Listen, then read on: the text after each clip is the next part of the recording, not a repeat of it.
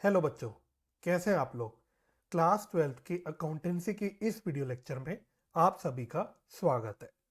आज के video lecture में मैं आप लोगों के साथ डेथ ऑफ अ पार्टनर, जो कि एक टर्म 2 का चैप्टर बन जाता है, उसके कुछ 2-3 क्वेश्चंस डिस्कस करूंगा, जो कि majorly calculation and accounting treatment of disease partners share in profit, इस कॉन्सेप्ट से रिलेट करते होंगे।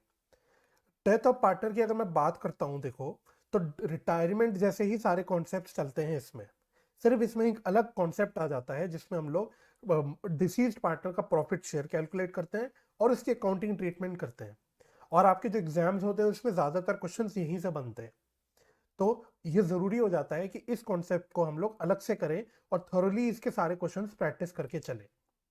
इसी प्रकार से मैंने रिटायरमेंट ऑफ पार्टनर के ऊपर भी एक वीडियो बना रखी है, जिसमें एक अच्छा क्वेश्चन मैंने आप लोगों के साथ डिस्कस किया था। अगर आपने वीडियो नहीं देखी है तो आप देख सकते हैं, मैं लिंक आई बटन पे छोड़ दूंगा। चलिए, बिना ज्यादा वक्त गवाए मैं अपनी डिस्कशन को शुरू करता हूं।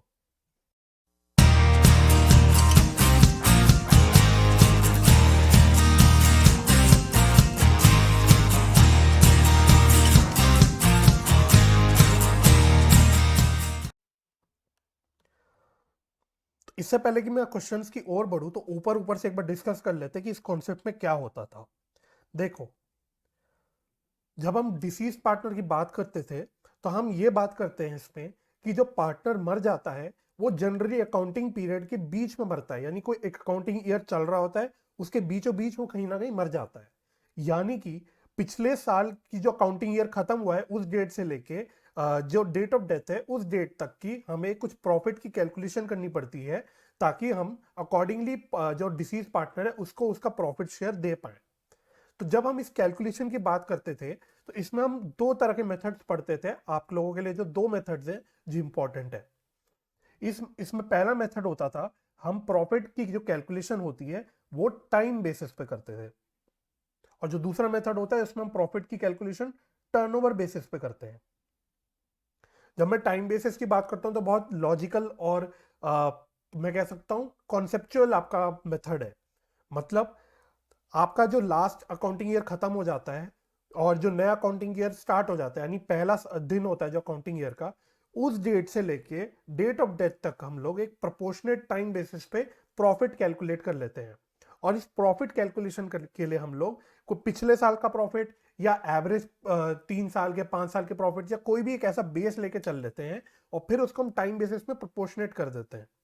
इसी तरह से जो दूसरा मेथड होता है टर्नओवर बेसिस का होता है। इसमें हम लोग क्या करते हैं, हम एक सिंपल सा फॉर्मूला अप्लाई करते हैं। हम ले बोलते हैं profit of previous year divided by sales of previous year into sales till death.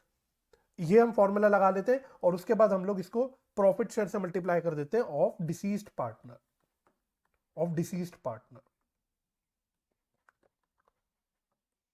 तो इसी कॉन्सेप्ट को एक बार हमें रिकॉल करके चलना है। हो सकता है आप में से कई बच्चों ने इस कॉन्सेप्ट को या इस चैप्टर को ऑलरेडी टर्म 1 की एग्जाम से पहले पढ़ रखा हो सकता है कुछ बच्चों ने ना पढ़ा हो। ठीक है, तो जिन बच्चों ने पढ़ रखा है उन लोगों के लिए तो ये बहुत अच्छी रिवीजन हो जाएगी, और जिन बच्चों ने नहीं पढ़ा है वो भी देख सकते हैं, आपको समझ आ जाएगा। लेकिन बेटर ये होगा कि आप एक बार थोरोली पहले खुद से पढ़ लें चैप्टर और फिर इस वीडियो को देखें अपनी रिवीजन के लिए।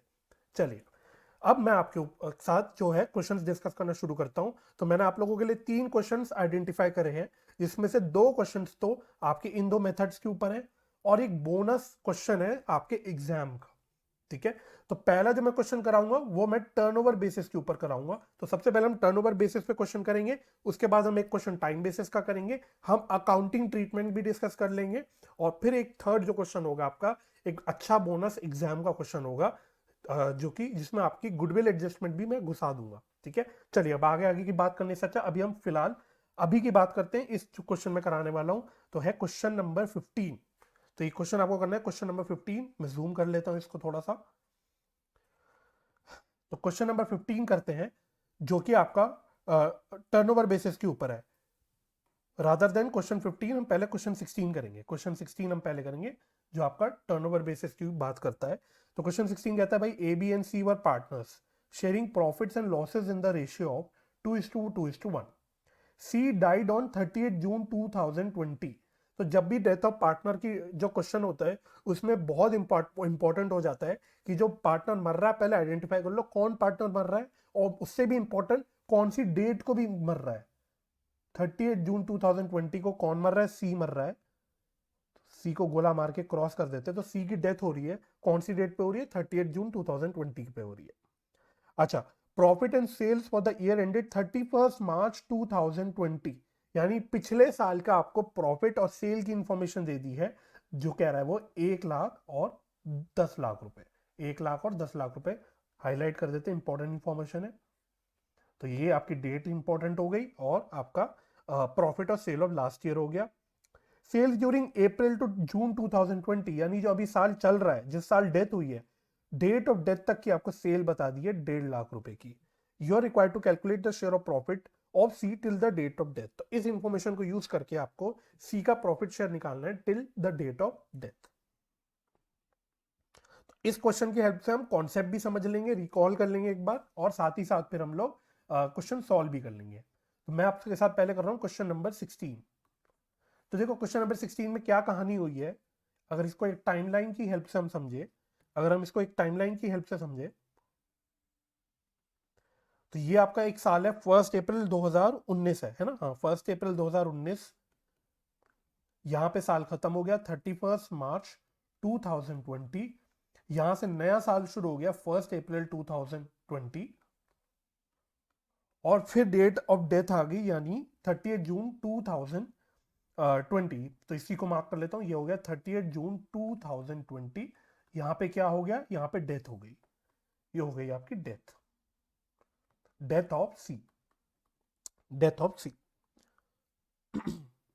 इसके बाद अब आपको और क्या इसमें इंफॉर्मेशन दे रखी है वो भी मैं आपको बता देता हूं।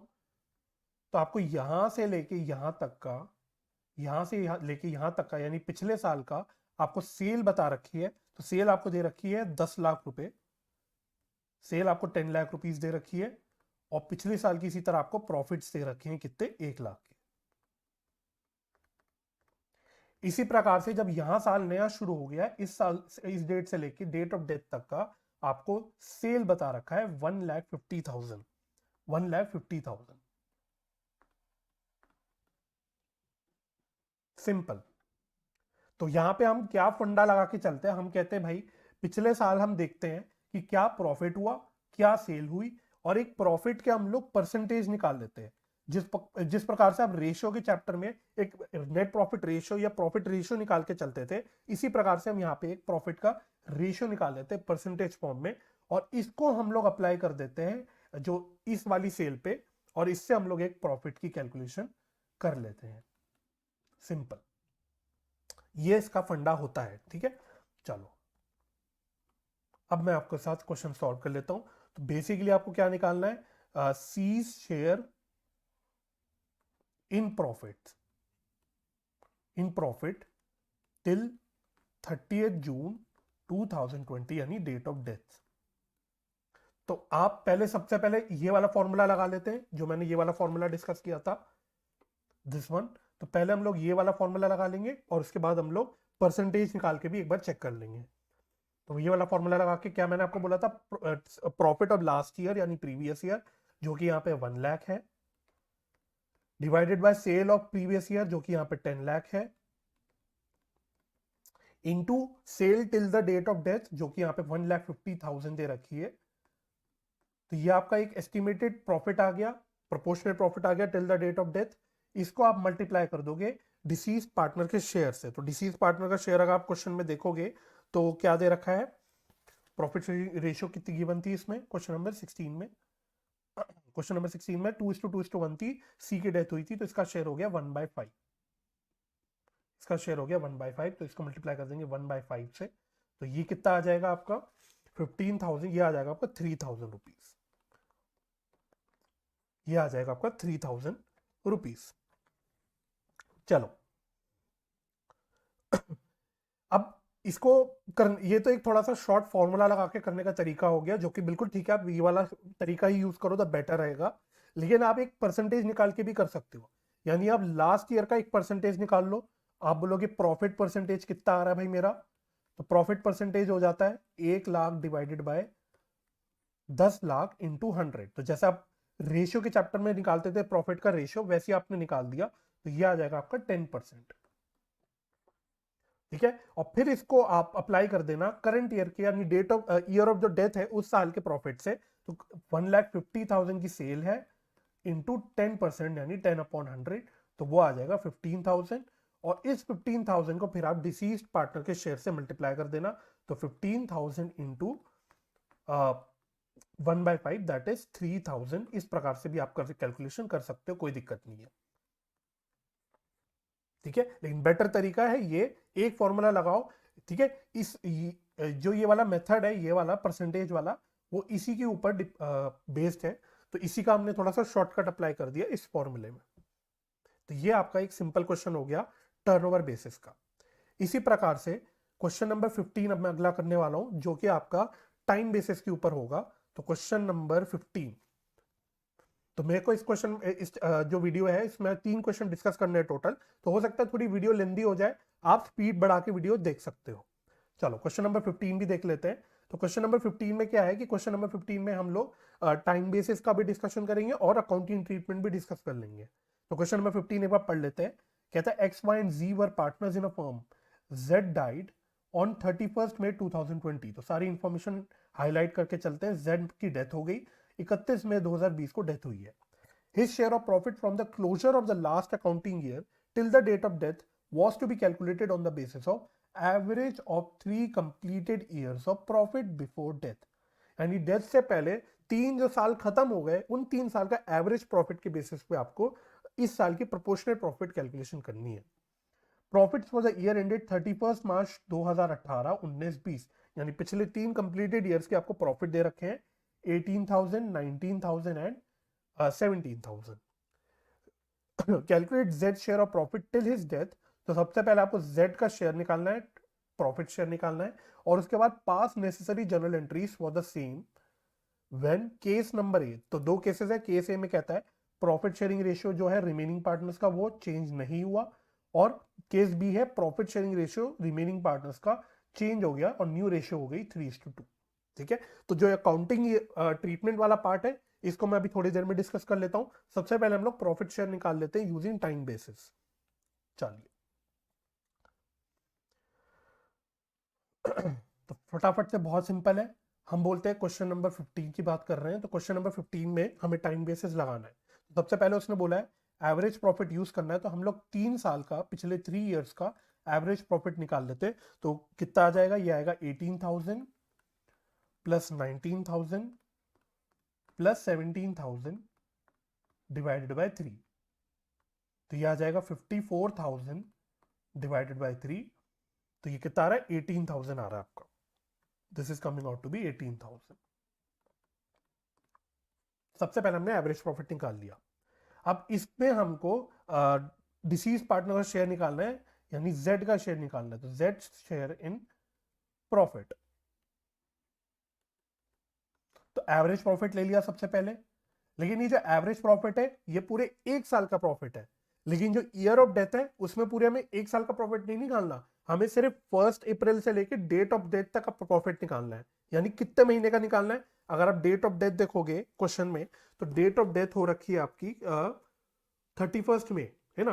31 में को डेथ हुई है आपकी, तो अप्रैल का महीना और मई का महीना, 2 महीने का आपको प्रॉफिट निकालना है। तो दैट इज, इसको फिर हम 2/12 से मल्टीप्लाई कर लेते हैं, और इस पूरी चीज को फिर हम लोग डिसीज पार्टनर के शेयर से मल्टीप्लाई कर देते हैं, तो वो है 1/3।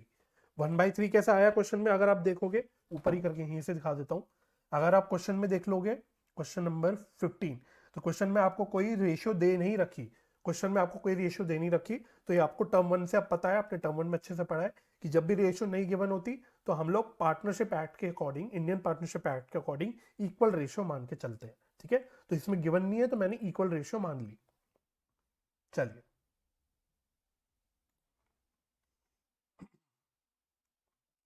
जब मैं इसको सॉल्व करूंगा तो ये आ जाएगा 1,000 रुपए। ये तो हो गई टाइम बेसिस पे प्रॉफिट कैलकुलेशन की बात। अब नेक्स्ट आपको जर्नल एंट्री करनी है। Journal entry, journal entry. तो केस ए में कहता है, केस ए में कह रहा है when PSR does not change, when PSR does not change. तो जब प्रॉफिट शेयरिंग रेशियो चेंज नहीं हो रहा होता तो हमें सिंपल एक एंट्री पास करनी होती है, P&L suspense account debit, P&L suspense account debit to deceased partners capital account. तो यहाँ पे कौन है डिसीज पार्टनर? Z है। यहाँ पे डिसीज पार्टनर है Z, तो हम Z के कैपिटल को क्रेडिट कर देंगे। तो टू Z's कैपिटल अकाउंट 1000, खत्म। तो केस ए तो आपका सिंपल होता है सबसे, जब प्रॉफिट शेयरिंग रेशियो चेंज नहीं हो रहा होता तो प्रॉफिट के केस में हम लोग P&L suspense account debit to deceased partners capital account कर देते हैं, और अगर खुदा ना खास्ता लॉस हो तो उल्टी एंट्री कर देंगे, deceased partners capital account debit to P&L suspense account. ठीक है, तो पहला केस आता है आपके एग्जाम में, तो भगवान का आशीर्वाद मानना है, आपको कोई भी एक्स्ट्रा काम नहीं करना, सिर्फ एक सिंपल सी जनरल एंट्री पास करनी है। लेकिन केस दूसरा भी बन के आ सकता है। दूसरा केस क्या बनता है? जब PSR of remaining partners change हो रहा हो, तो when PSR changes, when PSR changes. तो और इस क्वेश्चन में अगर आप देखोगे न्यू रेशियो आपको गिवन है, न्यू PSR गिवन है 3:2, 3:2। तो इस केस में आपको क्या करना होता है? तो इस केस में सबसे पहले आपको गेनिंग रेशियो निकालना पड़ेगा। तो सबसे पहले हम गेनिंग रेशियो निकाल लेते हैं। तो गेनिंग रेशियो एक्स का, पहले हम एक्स की बात करते हैं। तो गेनिंग रेशियो निकालने के लिए क्या फॉर्मूला यूज करेंगे? New ratio minus old ratio. तो जब मैं एक्स की बात करूंगा तो एक्स का न्यू रेशियो है 3/5, क्योंकि न्यू PSR हो गया 3:2। पुराना रेशियो था 1/3। नीचे 15 कॉमन ले लो, यह आ गया 9 माइनस 5/15, दैट इज 4/15। पॉजिटिव का मतलब हो गया गेन। और जब मैं y की बात करूंगा तो y में क्या होगा? न्यू रेशियो है आपकी 2/5, ओल्ड रेशियो तो 1/3 ही थी। नीचे इसमें भी 15 कॉमन ले लेते हैं, तो ये आ जाएगा 6 माइनस 5/15, दैट इज 1/15। तो ये भी पॉजिटिव आ रहा है, that means this is also gain. तो फाइनली आपकी गेनिंग रेशियो बन के आ जाएगी 4:1, 4:1 आपकी गेनिंग रेशियो बन के आ जाएगी। तो सबसे पहले तो आपने गेनिंग रेशियो निकाल दिया। अब आपको जर्नल एंट्री पास करनी होती है, अब आपको जर्नल एंट्री पास करनी होती है। तो इसमें दो तरीके से पास कर सकते हो आप जर्नल एंट्री। पहला तरीका क्या होता है? हम पहली अपनी वही एंट्री पास कर देते हैं जो ऊपर केस ए में की थी, P&L suspense account debit to deceased partners capital account. यहां पर डिसीज पार्टनर है Z, तो Z's कैपिटल अकाउंट 1000, 1000। और फिर हमें एक एंट्री और पास करनी होती है, हमको ये P&L सस्पेंस अकाउंट को खत्म करना होता है by debiting gaining partners in gaining ratio. तो दैट मींस एंट्री बन जाती है gaining partners capital account debit to P&L suspense account, और गेनिंग पार्टनर आपका गेनिंग रेशियो में डेबिट होता है। तो यहां पे अगर मैं बात करूं तो गेनिंग पार्टनर एक्स और वाई है, तो एंट्री हो जाएगी X capital account debit, Y's capital account debit to P&L suspense account, to P&L suspense account. तो ये 1000 से क्रेडिट हो गया, और इस 1000 को आपको गेनिंग रेशियो यानी 4:1 में डेबिट करना पड़ेगा। तो ये आ जाएगा आपका 800 एंड 200, 800 एंड 200। ठीक है, तो पहला तरीका ये हो गया कि आप दो जर्नल एंट्री पास कर लो। प्रॉफिट की बात हो रही है यहाँ पे, पहली एंट्री वही होगी P&L suspense to deceased partners capital, और दूसरी एंट्री हो गई आपकी gaining partners capital to P&L suspense account in gaining ratio. ठीक है, लॉस होगा तो उल्टी हो जाएंगी एंट्रियां। तो लॉस में पहली एंट्री हम करेंगे deceased partners capital to P&L suspense account, और फिर P&L suspense account debit to gaining partners capital account in gaining ratio. ठीक है, तो ये पहला तरीका हो गया। लेकिन ये तरीका थोड़ा सा अच्छा नहीं लगता, ये तरीका थोड़ा लॉजिकल नहीं लगता, लंबा लंबा लगता है, एक तो टाइम कंज्यूमिंग भी हो जाता है। इससे बेस्ट तरीका होता है, इससे बेटर तरीका होता है कि हम क्या करें, हम इन दोनों एंट्रीज को कंबाइन कर दें, इन दोनों एंट्रीज को हम लोग कंबाइन कर दें। और कंबाइन करोगे तो आप देखोगे P&L सस्पेंस अकाउंट और P&L सस्पेंस अकाउंट बराबर बराबर अमाउंट से डेबिट भी हो रहा है, क्रेडिट भी हो रहा है। तो ये आपका कैंसल ऑफ हो जाएगा, और बच जाएगा आपका सिर्फ ये और ये। तो दैट मीन्स आपकी ऑल्टरनेट एंट्री बन जाएगी या कंबाइंड एंट्री बन जाएगी, और हम एक कंबाइंड एंट्री पास कर देते हैं, तो ये आपकी एंट्री बन जाएगी gaining partners capital to deceased partners. तो एंट्री बन गई मेरी X capital account debit Y's capital account debit, amount आ गए 800 एंड 200 टू डिसीज पार्टनर यानी टू जेड्स कैपिटल अकाउंट 1000। ठीक है, तो इन शॉर्ट बोल दूं कंबाइंड एंट्री की अगर मैं बात करूं, प्रॉफिट के केस में एंट्री बन जाएगी gaining partners capital account debit to deceased partners capital account, और खुदा ना खास्ता अगेन लॉस हो गया तो उल्टी एंट्री हो जाएगी deceased partners capital account debit to gaining partners capital account, और रेशियो जो यूज करनी है वो है गेनिंग रेशियो, दैट इज अगर इस क्वेश्चन में बोलूं तो गेनिंग रेशियो है 4:1। सिंपल। तो ये है आपका ओवरऑल प्रॉफिट की एस्टिमेटेड प्रॉफिट की calculation of deceased partner share till the date of death plus उसकी अकाउंटिंग ट्रीटमेंट। ठीक है, तो दो बेसिस हमने बोले, एक होता है टाइम बेसिस, एक होता है टर्नओवर बेसिस, और अकॉर्डिंगली हमने उसकी अकाउंटिंग एंट्रीज कैसे होती है वो भी सीख ली। ठीक है, तो ये दो क्वेश्चन मुझे कराने थे कॉन्सेप्चुअली। अब मुझे एक आपके साथ बोनस एग्जाम का क्वेश्चन भी कराना है जिसमें प्रॉफिट शेयर की कैलकुलेशन के साथ गुडविल का भी तड़का लगा होगा। प्रॉफिट शेयर की कैलकुलेशन के साथ और उसके अकाउंटिंग ट्रीटमेंट के साथ गुडविल का भी तड़का लगा होगा, और ये आपके एग्जाम में आ चुका है क्वेश्चन इस तरह का। तो वो क्वेश्चन देख लेते हैं। तो क्वेश्चन नंबर 23।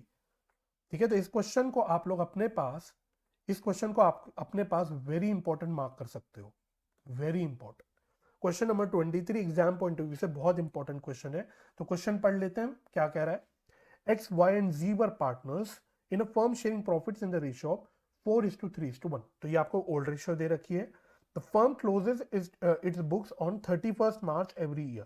तो 31 मार्च को बुक्स क्लोज हो जाती हैं। On 1st February 2020, Y died and it was decided that the new profit sharing ratio between X and Y, X and Z will be equal। ठीक है, तो यानी कि 1 फरवरी 2020 को डेथ हो गई, यानी पिछला अकाउंटिंग ईयर कब खत्म हुआ होगा 31 मार्च 2019 को। पिछला अकाउंटिंग ईयर आपका 31 मार्च 2019 को खत्म हुआ होगा। तो जो आपके नंबर ऑफ मंथ्स आ गए निकल के, नंबर ऑफ मंथ्स निकल के आ गए 31 मार्च 2019 को खत्म हुआ होगा, यानी नया साल 1 अप्रैल 2019 को स्टार्ट हुआ होगा। तो 1 अप्रैल 2019 टू 1 फरवरी 2020, तो ये आपके मोटे मोटे 10 महीने निकल के आ रहे हैं, 10 मंथ्स। तो जब आप प्रोपोर्शनेट कैलकुलेशन अगर आपको करनी होगी तो आपको 10 महीने के बेसिस पे करनी होगी, पहली बात। ठीक है, और दूसरी इंपॉर्टेंट बात, आपको इस क्वेश्चन में न्यू प्रॉफिट शेयरिंग रेशियो बता रखा है जो कि इक्वल है 1:1 है। दैट मींस ओल्ड रेशियो से वो चेंज होकर कुछ नया रेशियो हो गया। दैट मींस ऊपर हमारा केस नंबर बी बन गया।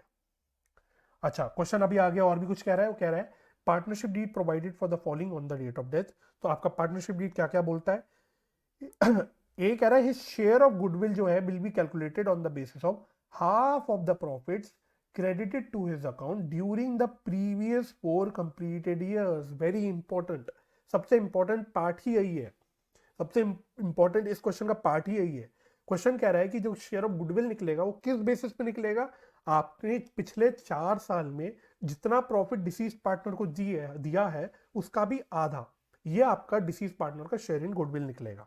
इसी के साथ साथ लास्ट 4 इयर्स की आपको इंफॉर्मेशन दे दी है प्रॉफिट की। तो ये ध्यान रखना, ये टोटल प्रॉफिट की इंफॉर्मेशन है 1.5 लाख, 1,50,000 और 1 लाख। चलो, बी में कह रहा है share of profit in the year of his death was to be computed on the basis of average profit of past 2 years. पिछले 2 साल के एवरेज प्रॉफिट्स के बेसिस पे आपको कैलकुलेशन करनी है, यानी यूज तो आपको टाइम बेसिस करना है, यूज तो आपको टाइम बेसिस करना है, लेकिन जो बेस लेके चलना है प्रॉफिट का वो क्या लेके चलना है, पिछले 2 साल के एवरेज प्रॉफिट्स। यानी इस क्वेश्चन में हो गया इन 2 साल के जो एवरेज प्रॉफिट्स निकल के आएंगे वो आपको बेस लेके चलना है। तो गुडविल कैलकुलेशन के लिए आपको 4 साल के प्रॉफिट्स लेने और प्रॉफिट शेयर की कैलकुलेशन के लिए आपको 2 साल के प्रॉफिट्स लेने। चलिए, अच्छा, क्वेश्चन आपसे मांग क्या रहा है, pass necessary journal entries relating to goodwill and profits to be transfer to Y's capital. ठीक है, तो गुडविल एडजस्टमेंट एंट्री और प्रॉफिट शेयर की एडजस्टमेंट एंट्री आपको करके दिखानी है। चलिए, बहुत ही अच्छा क्वेश्चन है ये वाला और एग्जाम में आ भी चुका है, तो यानी आपके एग्जाम पॉइंट ऑफ व्यू से इंपॉर्टेंट हो जाता है। तो सारी हम क्वेश्चन की कैलकुलेशन कर लेते हैं। क्वेश्चन नंबर 23 कर रहे हैं। तो सबसे पहले गुडविल की कैलकुलेशन करते हैं। तो डेथ किस की हुई है, डेथ हुई है वाई की, तो वाई शेयर इन गुडविल। सबसे पहले हम इसकी कैलकुलेशन कर रहे हैं, तो इसके लिए आपको सबसे पहले प्रॉफिट्स निकालना है, average profits of 4 years, average profit of 4 years. ठीक है, तो ये कैसे निकलेगा आपका, अच्छा सॉरी, इसमें एवरेज प्रॉफिट थोड़ी निकालना है, सॉरी सॉरी, एवरेज प्रॉफिट नहीं निकालना, सबसे पहले आपको प्रॉफिट्स निकालने हैं टोटल 4 साल के कंबाइंड। तो ये आएंगे आपके, अगर आप क्वेश्चन में देखोगे ऊपर ही देखते रहते हैं, तो आपको ये ये ये ये ये इन चारों का टोटल करना है। तो 1,50,000 प्लस 1,00,000 प्लस 50 प्लस 1,00,000, तो ये टोटल आ जाएगा 4,00,000। तो टोटल आ रहा है 4,00,000, तो टोटल आ गया आपका 4,00,000। इसमें वाई का शेयर कितना आएगा, vice share in good, vice share in total profits. तो पिछले 4 साल के टोटल प्रॉफिट्स तो 4,00,000 थे इसमें, लेकिन वाई का शेयर कितना था, 4,00,000 इंटू इसका प्रॉफिट शेयर यानी 3/8, 3/8। ठीक है, तो आपकी किताब का क्वेश्चन है, आप किताब में फिगर्स देख सकते हो, 1,50,000। फाइनली आपका गुडविल शेयर कितना निकल जाएगा, तो क्वेश्चन ने बोला था कि पिछले 4 साल के प्रॉफिट्स में से जितना आपने वाई को प्रॉफिट ट्रांसफर किया है उसका भी आधा। तो पिछले 4 साल के प्रॉफिट्स में हमने टोटल 1,50,000 रुपए वाई के कैपिटल में ट्रांसफर किया होगा, तो इसका आधा आपको निकाल लेना है। तो 1,50,000 का इसका आधा, दैट मीन्स 75,000, 75,000। ठीक है, तो ये आ गया आपका पहला गुडविल का शेयर। अब नेक्स्ट आपको निकालना है vice, vice share in profits, vice share in profits. तो ये आपको कैसे निकालना है, इसमें सबसे पहले आपको पिछले 2 साल के एवरेज प्रॉफिट लेने हैं। तो एवरेज प्रॉफिट ऑफ 2 ईयर्स, तो ये आ जाएगा 50,000 प्लस 1,00,000 डिवाइडेड बाय 2, तो ये कितना आ रहा है 75,000, 75,000। अब इसमें आपको वाइस शेयर निकालना है। तो 75,000 तो आपका बेस प्रॉफिट हो गया, बट ये पूरे साल का प्रॉफिट है, आपको इसको प्रोपोर्शनेट करना है। और हमने ऊपर बोला 10 मंथ्स हमने निकाले, 1 अप्रैल से लेके डेट ऑफ डेथ तक हमने जो महीने निकाले 10 मंथ्स निकाले, तो इसको 10/12 से मल्टीप्लाई कर देंगे। और इसमें वाई का शेयर कितना है, 3/8, इसमें वाई का शेयर है 3/8। तो इसको मैं जरा कैलकुलेट कर लेता हूं, तो कैलकुलेट करके वैसा आएगा आपका 75,000 इंटू ये और into 3/8। Let me just calculate this. तो ये आ गया 75,000 इंटू 10/12 इंटू 3/8, तो ये आ रहा है 23,437.5। तो बुक से मैच करने के लिए इसको राउंड ऑफ कर लेते हैं, 23,438 लेके चल लेते हैं, 23,438। तो ये बेसिकली मैंने राउंड ऑफ कर दिया। चलो, अब आपको नेक्स्ट कैलकुलेशन करनी है गेनिंग रेशियो की। क्यों, क्योंकि इसमें न्यू रेशियो चेंज हो रहा है, तो हमको यहाँ पे गेनिंग रेशियो में निकालना पड़ेगा। और आपको गुडविल एडजस्टमेंट करने के लिए भी गेनिंग रेशियो निकालना पड़ता है, तो गेनिंग रेशियो निकाल लेते हैं। तो अगर मैं एक्स की बात करूं, एक्स का नया शेयर है 1/2, पुराना शेयर था 4/8। तो अगर आप इसमें देखोगे ये 4 कट गया, ये 2 हो गया, तो ये 1/2 ही आ रहा है। तो दैट मीन्स एक्स का तो कोई भी चेंज नहीं हुआ, ना गेन हुआ ना सेक्रीफाइस हुआ। अगर मैं जेड की बात करूं, जेड का न्यू रेशियो तो 1/2 ही है, पुराना रेशियो था 1/8। इसमें 8 कॉमन ले लो, तो यह आ जाएगा 4 - 1/8 यानी 3/8। In short, in simple words, यानी y का टोटल सेक्रीफाइस z का टोटल गेन हो गया। ठीक है, तो y ने जितना सेक्रीफाइस करा है उसका ही गेन आ गया z का। ठीक है, तो सारा गेन कौन कर रहा है, z कर रहा है अकेला, x को ना गेन कर रहा है ना सेक्रीफाइस कर रहा है। अब आपको जर्नल एंट्रीज करनी है, तो जर्नल एंट्रीज, तो मेनली क्वेश्चन है आपसे जर्नल एंट्रीज भी मांगी थी, तो हम जर्नल एंट्रीज कर लेते हैं। तो सबसे पहले गुडविल की करते हैं, तो 1 गुडविल। ठीक है, वैसे आपको 1 नहीं डालना, आपको डेट डालनी चाहिए आइडली, तो आप डेट डाल देना। इसको चेंज कर देते हैं, इसको हम डेट डाल देते हैं। तो एग्जाम में आपको डेट जरूर डालनी है, अगर डेट गिवन है तो ये आ जाएगी आपकी 1 फरवरी। कौन सी डेट को डेथ हुई थी, तो अगर आप डेट ऑफ डेथ देखोगे 1 फरवरी 2020 को हुई थी। 1 फरवरी 2020 को हम गुडविल की एंट्री कर रहे हैं सबसे पहले। तो गेनिंग टू सैक्रिफाइसिंग, तो गेन कौन कर रहा है, जेड कर रहा है अकेला, तो जेड्स capital account debit to Y's capital account. तो ये अमाउंट हमने कितना निकाला था ऊपर, अभी फर्स्ट कैलकुलेशन करी थी हमने, ये निकाला था 75,000, ये तो ये नहीं, तो एवरेज प्रॉफिट है, ये आया था 75,000। तो ये आई थी आपकी 75,000 की फिगर। फिर सेम डेट पे 1 फरवरी 2020 को हम लोग प्रॉफिट शेयर की एडजस्टमेंट एंट्री करेंगे, प्रॉफिट शेयर की। तो इसमें भी हम लोग क्या करते हैं, कंबाइंड एंट्री पास कर लेते हैं, हम अलग अलग एंट्री करने की जगह कंबाइंड एंट्री पास कर देता हूं। तो कंबाइंड एंट्री भी आपकी यही बनती है, गेन इनटू सैक्रिफाइसिंग। तो इसमें भी एंट्री सेम ही आ जाएगी, जेड्स capital account debit to Y's capital account, और अमाउंट हमने निकाला था 23438, 23438। ठीक है, तो ये वाला अमाउंट हमने निकाला था यहां पे 23438। ठीक है, अब आप लोगों के दिमाग में एक सवाल आएगा, हो सकता है कुछ बच्चों के दिमाग में सवाल आए कि दोनों एंट्रीज तो सेम ही हो रही हैं, तो क्या इन एंट्रीज को हम क्लब करके दिखा सकते हैं, क्या इन दोनों एंट्रीज को क्लब करके दिखा सकते हैं, भाई एंट्री सेम हो रही है और डेट भी सेम है, तो क्यों ना हम इसको क्लब करके दिखाएं। तो टेक्निकली क्लब करके दिखाना गलत तो नहीं है, लेकिन फॉर बेटर प्रेजेंटेशन अब दोनों की अलग एंट्रीज ही दिखाना, क्योंकि ये हम गुडविल की एंट्री कर रहे हैं जिसकी कैलकुलेशन हमने अलग से करी थी, और ये हम प्रॉफिट शेयर की एंट्री कर रहे हैं जिसकी कैलकुलेशन हमने अलग से करी है। ठीक है, तो दोनों को बेटर एग्जाम प्रेजेंटेशन के लिए आप अलग अलग सेपरेट करके ही दिखाना, कंबाइन मत करना। टेक्निकली कोई प्रॉब्लम नहीं है, लेकिन बेटर प्रेजेंटेशन के लिए हम इसको अलग अलग ही दिखाएंगे। ठीक है, तो ये 3 क्वेश्चंस मुझे आप लोगों के साथ डिस्कस करने थे। मैं आशा करता हूँ ये वीडियो आपके को हेल्पफुल लगी होगी, आपको बहुत सारी चीजें रिकॉल हो गई होंगी, और इसके साथ साथ आपके अब आप जो क्वेश्चंस करोगे, आप अपने आप से प्रैक्टिस करोगे, उस टाइम आपको थोड़ी सी क्लैरिटी रहेगी और कॉन्फिडेंस रहेगा। तो मैं आप लोगों से रिक्वेस्ट करूंगा, आपकी किताब में जितने क्वेश्चंस और इलस्ट्रेशंस है जरूर से कर लेना प्रैक्टिस, क्योंकि एग्जाम में ज्यादातर डेथ ऑफ पार्टनर की बात करूं तो इससे ज्यादातर आपके क्वेश्चंस बनते हैं। ठीक है, तो मेरे साथ इस वीडियो लेक्चर में यहां तक जुड़ने के लिए बहुत बहुत धन्यवाद। अगर आपको वीडियो हेल्पफुल लगी है तो आप चैनल को सब्सक्राइब कर दें, वीडियो को लाइक करके मुझे बता दें, इस वीडियो को अपने और दोस्तों के साथ शेयर भी कर सकते हैं। अगर आप चाहते हैं कि मैं किसी स्पेसिफिक टॉपिक या किसी स्पेसिफिक क्वेश्चन पे वीडियो बनाऊं, तो आप कमेंट बॉक्स में मुझे बता सकते हैं, और मैं पूरी कोशिश करूंगा जल्द से जल्द उस पर वीडियो बनाने की। तो मेरे साथ यहां तक जुड़ने के लिए धन्यवाद। अपना ख्याल रखें, परिवार का ख्याल रखें, हंसी खुशी रहें, एक दूसरे की मदद करते रहें, और पॉजिटिव माइंडसेट से पढ़ाई करते रहें। मैं आप लोगों के साथ जल्दी मिलूंगा एक और ऐसी वीडियो लेक्चर में। Bye bye and take care.